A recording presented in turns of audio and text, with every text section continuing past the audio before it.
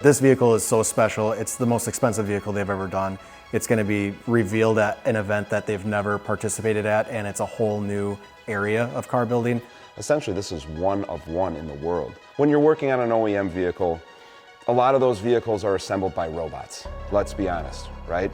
Production, mass production, in a Toyota factory or a Ford factory, there's a lot of machines that are producing this stuff. And so essentially this is a hand-built car from the ground up. And so I think it's really fitting for us to come in as high-level technicians to refine out this vehicle kind of the way the vehicle was assembled from inception, hand-built. My reaction to being asked to work on a RingBrothers car was a lot of things. It's, you know, I've seen you guys work on it, and so the thought of being able to work on some of your most prestigious projects you're known for with you, and to have kind of that level of trust in me as a technician to join you for that was really exciting. It was also made me very nervous, but you know, it was an amazing time. For us, I think this last step of actually detailing and going through inside, outside, all the minute details that go into what we call detailing was actually cleaning and preparing and making sure the surfaces look great. It's probably at the highest level of presentation that we've been able to do ever since we've been at RingBrothers.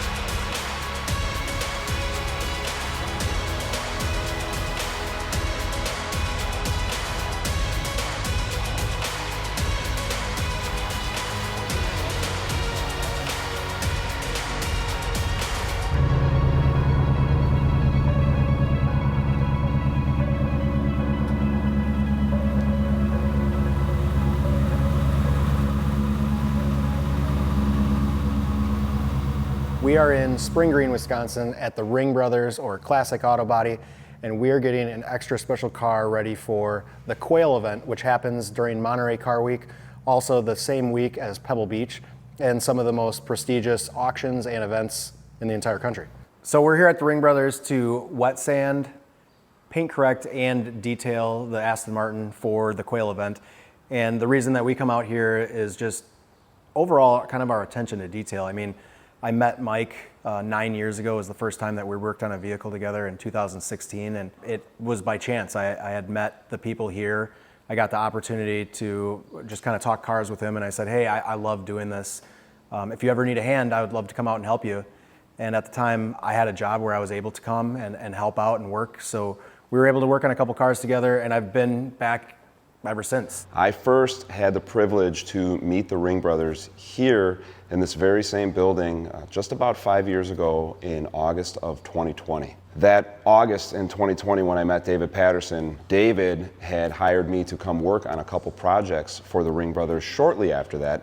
And from there, we've been pretty much doing all of the RingBrothers vehicles anytime that they need a specific vehicle done, not just in their show cars that they build, some of their personal vehicles. It's been a privilege to be able to come to this space.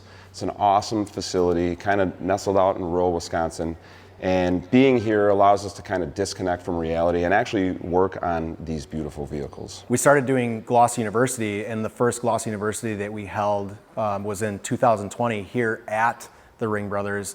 And that was the first time that I had met Maddie. And ever since then, both me and Matt and another student from Gloss University, Dan Smith, have been doing a lot of these projects together for the years. Every time SEMA comes up or anytime a vehicle is finished. We took this opportunity to bring in some new young guys to help us that have also participated in Gloss University, and some of the people that have performed really, really well, where we feel confident in having them come in and work on these cars. Instantly when we met Bo, everybody in the class, whether it was me or Matt or Aaron or anybody that participated, instantly knew that Bo had a certain level of skill set and an understanding of what he was doing. So it's a great opportunity to have somebody back from our class and help work on some of these vehicles, get the experiences, and hopefully, you know, kind of advance the opportunities for them to possibly do some of these things in the future. First experience at the RingBrothers was 2023. That was a Gloss University class that they were hosting here. 2-day paint correction, and advanced wet sanding class. One of the things that stood out to me the most with the Gloss University training was really just the focus on skills, really the focus on bringing a technician forth. There was a lot less focus on products and tools and machines like I've experienced at other trainings. A lot of this was just down to developing your skill set, developing your mindset, and understanding what you're working on and how to attack it. One of the biggest things that's probably changed a lot for me since the Gloss University training has been actually experimentation. I feel like I'm willing to try so many different things and think outside of the box, so I don't get caught into too tight of one way of doing things. There's always a realm of things that you can be exploring with techniques and products and how to do things in different ways, really to deliver a better product in the end with your service, but also just to make yourself more efficient. And another one of the people that helped us was a gentleman named Caden, who's actually from Spring Green, or from the Spring Green area here. And he attended our Gloss University class just a few weeks ago when we showcased paint correction and Aquatech coatings specifically. It was just a good opportunity to bring these people together, and it was probably one of the more efficient processes that we've done on any of these cars in years. When you really think about some of these custom builds now, all of this stuff that goes into this vehicle or creating this vehicle, there's a lot of custom parts, a lot of custom made pieces. So we're gonna get in here and we're gonna hand block a lot of parts on this vehicle, and we're really gonna bring that fine attention to detail that is needed to kind of showcase all the love and passion that went into creating a build like this by the RingBrothers. So when we brought in the team, it was Tuesday evening, and we met Mike down here to kind of evaluate the car and also just kind of see all the details and have him tell us about the vehicle firsthand and learn about it before we even touch it. But it gave us the opportunity to kind of come up with a game plan, how we were going to work the next morning. It's a tight timeline. We've got all this correction work and detail work that needs to take place, but then there's a lot of other elements to it. The vehicle is going to leave 2 days after we're finished to be trailered all the way to California for Monterey Car Week. David Heller from Center Scene needs to come in and take photos of the vehicle to make sure that it's all set, all the media is ready to go, all the marketing materials ready to go for them to display this car. So there's so many moving parts. You got to have a group of people that, for one, know what they're doing, and for two, can stick to the plan and make sure that it gets completed in a certain amount of time, because we really just don't have any extra hours or any extra time if something goes wrong.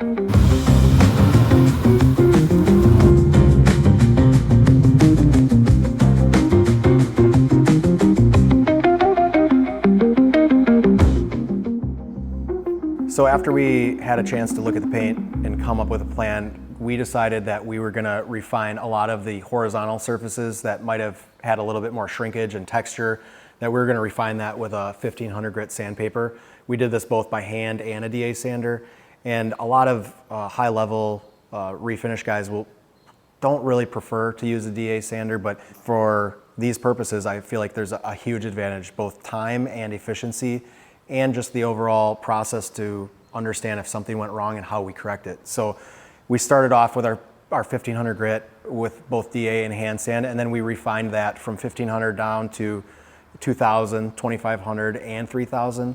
Some of the larger areas, we even took it down to an 8000 grit, so it was really easy to polish out without inducing heat. And one of the reasons that we don't want to induce heat in this car is the majority of it is carbon fiber and composite. And if we induce too much heat into it, what happens is it starts to gain that texture back from the composite base of the carbon fiber. So if you get the surface too hot, you're going to start to see that carbon fiber weave come back a little bit. You'll start to see a texture come back that's correlating to that carbon fiber. And our goal is to remove all that texture and not have any of it really come back. So after we got all the sanding done, we moved into the correction work, where most of the first stage of it was done with a rotary polisher and a wool pad to keep the temperatures down. Wool is going to run at the coolest temperature of any of the types of pads that we can use, and it allows us to work on the paint at a longer period of time without inducing the heat. So our first step was done with a rotary and a wool pad. So once we had all the rotary work done, we had to go in and refine some of our heavy correcting work, and that's when we went into our second step, or our second and third step, where we refine that with a DA polisher, make sure that there's no holograms and swirls. This is the first vehicle I've ever worked on that's this expensive, that's this well built. Here it is, this car that you are doing work to, that you're here correcting, doing service on, but at the same time, there's a level of keeping composure, keeping yourself focused, keeping yourself calm enough to do the service, but also having enough of a healthy respect for what you're working on that, you know, you're able to do what you need to do. Each vehicle presents its own unique challenge. You know, essentially we're doing the same thing and a similar service each time, but just because of certain nuances of the build, maybe it could be the substrate, maybe it could be the shape of the panel, maybe it could be the color of the paint. There's some of these challenges that we're continually working on trying to figure out a better, more efficient way to put out a result that maybe none of us have ever seen before. I think some of the education that we tie into Gloss University is a constant expansion and a constant evolution. Something I learned a long time ago is that we're always a student. And the biggest room in the world is the room for improvement. And no matter how any level of one professional may be, there's always advancements to that. This vehicle is really next level. And for us to be here with a new generation of technicians, we're really hoping to kind of elevate and inspire other technicians to continue to push themselves. This service was a little different because we were providing a service, but we were also kind of doing a training at the same time with some of the newer technicians. So it provided a unique challenge, and I'm very proud of the group that we worked with this weekend. We came in with intent, we attacked the service, we were actually able to expedite this service in a record time. So one of the ways I think that working on this vehicle is going to help me as a technician moving forward in the future is definitely the confidence and trust that I have in myself as a technician. I mean, mistakes are always going to happen, of course. You're going to have troubles and whatnot, but that's the nice thing with working on a vehicle like this is there's moments of challenge. There's moments of stuff where you gotta maybe do things a different way than you're used to doing or devise and improvise. And when you are able to do something like that on this and see it work, you know, when you go back to other vehicles that you're doing on a regular basis, it builds a lot of confidence and trust in yourself. At Gloss University, we're continuing to push ourselves in training and hands-on education for up-and-coming technicians. And I still think it's really cool to see the RingBrothers, who have been at this for a number of decades, continue to push themselves and continue to raise the bar for cars that are being built in the future. We all kind of collaborated and came up and formulated a plan to finish this job and take this Aston Martin to the next level.